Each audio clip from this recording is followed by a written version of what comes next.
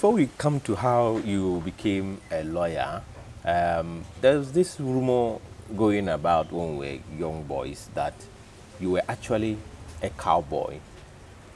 I mean, during your early age, and you went and stood by a school and were listening to whatever the teacher was teaching the students.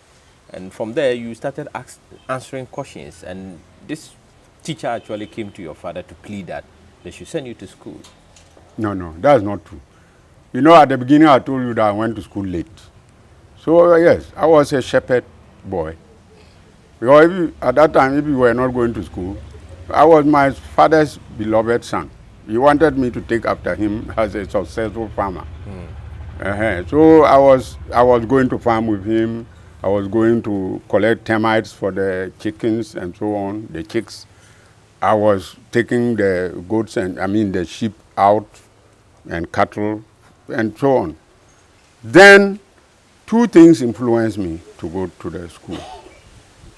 The school uniform was made up of this khaki, some braces. You cross at the back, cross and come and put. Yeah, I remember. Yes, I admired that very much. So I wanted to wear one of them. That's one of the motivations for going to the school. Then also, the one who I said, wrote those posters in Nabrongo School. Yes. Yes, he had started school earlier that year. There's one who is retired now, and he's at Temonde right now. He had started 2 years before. There was another one who has started a year before. All in our enclave in Temonde there. They were your friends too? No, my family members. Okay. Temonde we are family. Okay. There are a few settlers, but basically we are one man's children who have settled there.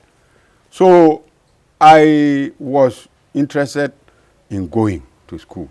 I wasn't, it's not true that I went to go and okay. All right. Listen. I was interested in going to school, to go with them. And then my cousin's wife, my cousin, my father's elder brother's son, eldest son, he started down south and married some lady, and they came home. So they were one of the most enlightened group pair in Temonde there. And this woman, my brother's wife, so she was very fond of me. Night used to separate us. So I discussed this idea of going to school with her. And she said, yes, you will do well in school. And my father was dead against, not to talk about my mother, because they saw school to be a place for suffering. My mother when I went, for 1 week, she couldn't eat.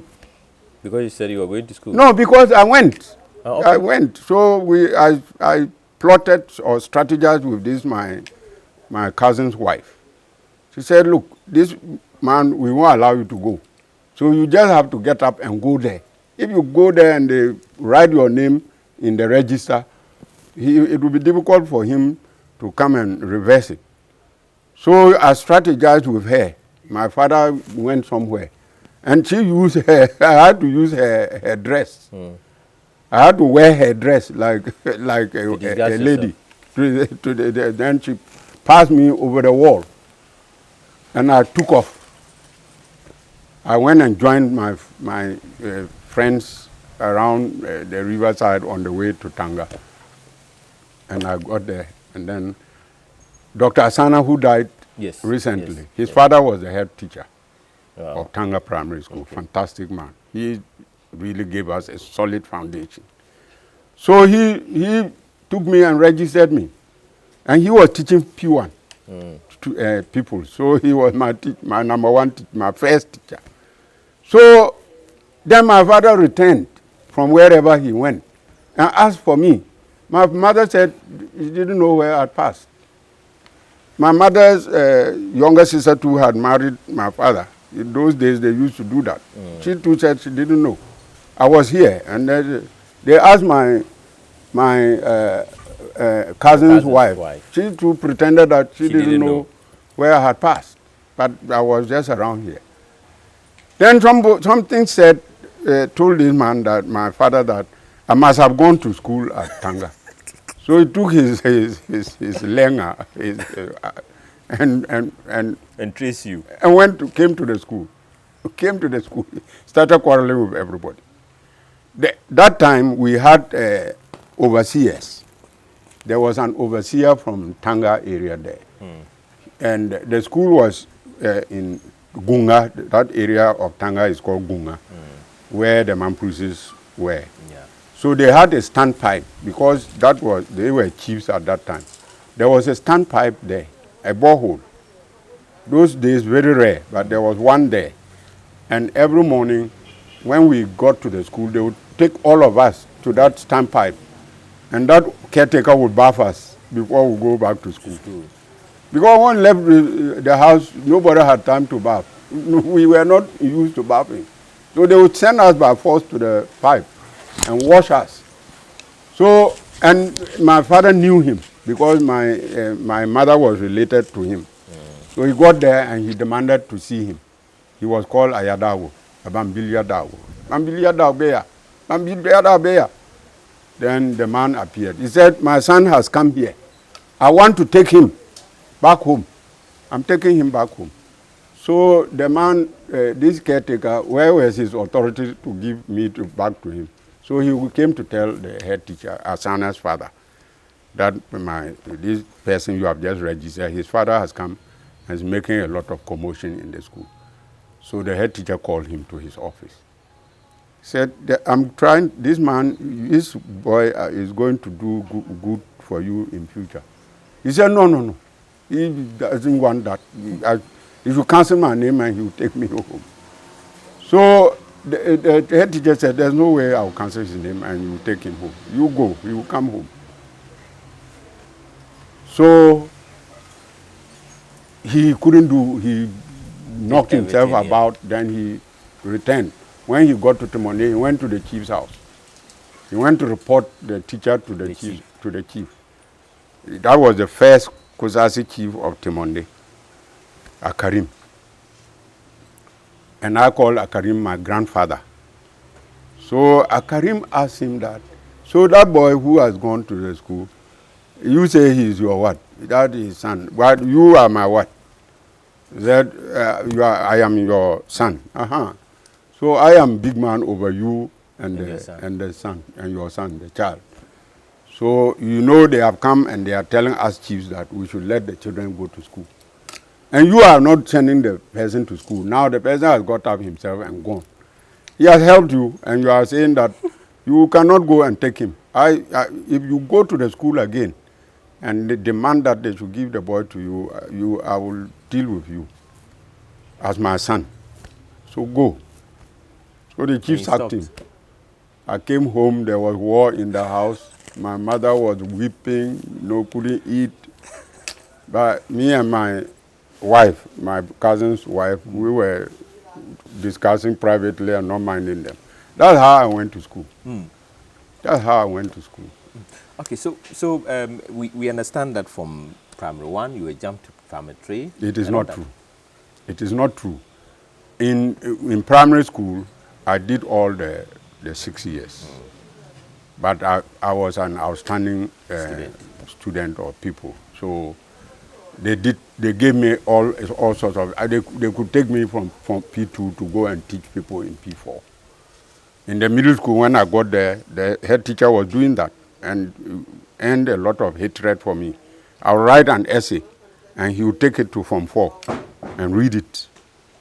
That is how we write English. And that is, I owe that to Dr. Asana's father.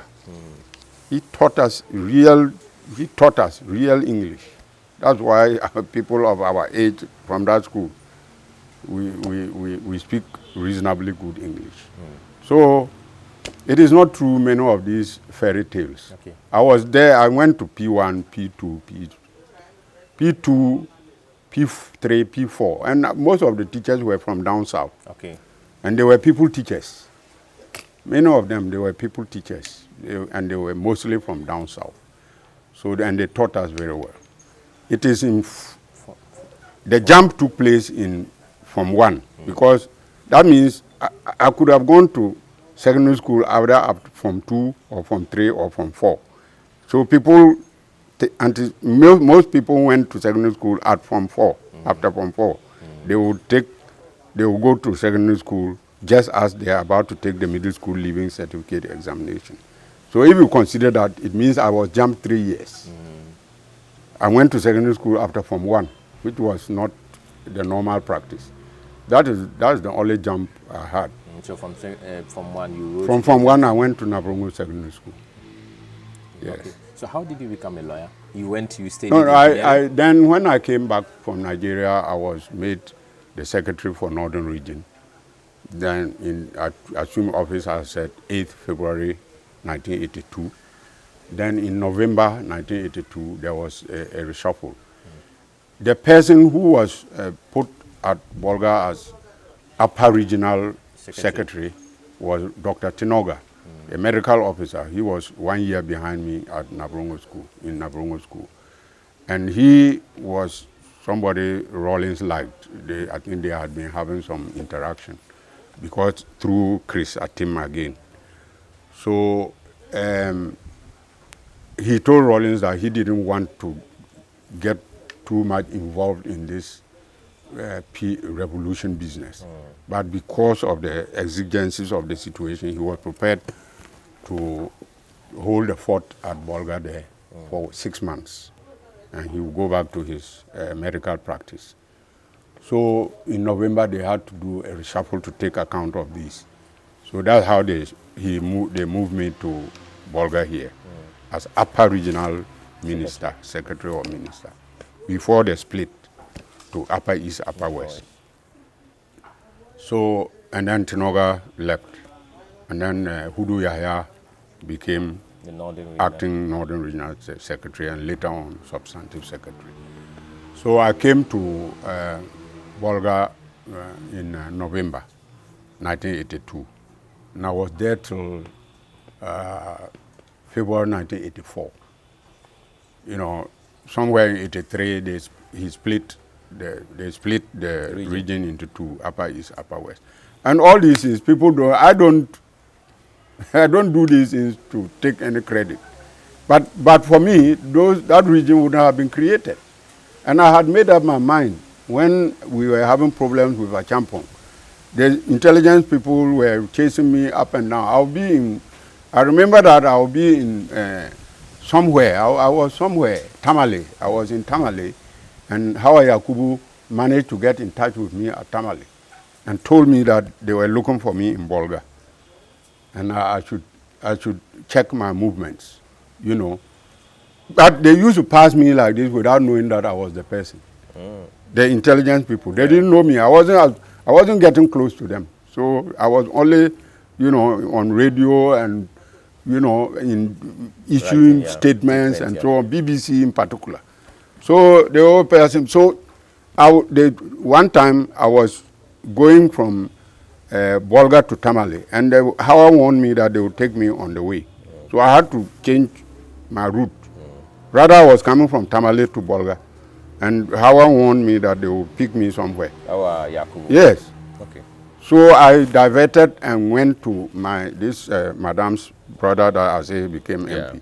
He was teaching at Jirapa Senior High School now, the girls' school. Went to Upper West. So I went there.